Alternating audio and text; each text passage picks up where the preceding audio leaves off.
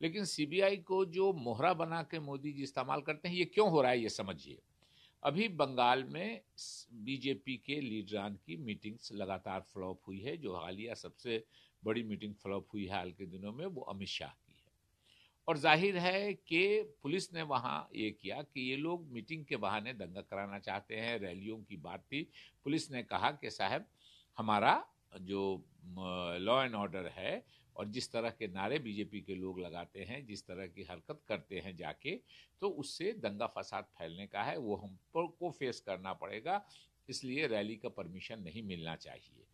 इस नाराजगी में जो डीजी पुलिस है वहां के, उनको तंग करने के लिए सीबीआई की 40 लोगों की टीम बिना नोटिस किए, बिना कोई सर्च वारंट, बिना कोई ये इतवार के दिन घर पे पहुंच के, तो जाहिर है ये ऑफिसर्स को तंग करने की बात थी नहीं। और एक टेप, ऑडियो टेप आया है सामने, जिसमें मुकुल राय जी और विजय वर्गीय जो बीजेपी के नेता हैं, ये दोनों आपस में, बंगाल के इंचार्ज हैं, ये दोनों आपस में बात कर रहे हैं कि 4 आईपीएस ऑफिसरों को हड़काइए, उनको डराइए, जिसके वजह से बंगाल के सारे पुलिस अफसर आपसे डरने लगेंगे।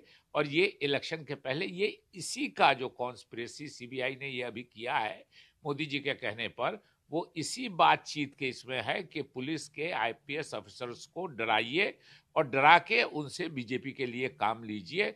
यही सारी कॉन्स्पिरेसी थी जिसको ममता बनर्जी जी ने नाकाम कर दिया। देखिए, शारदा चिटफंड जिसके बारे में बात कर रहे हैं मोदी जी की सीबीआई, इसमें सबसे ज्यादा इल्जाम मुकुल राय जी पर था।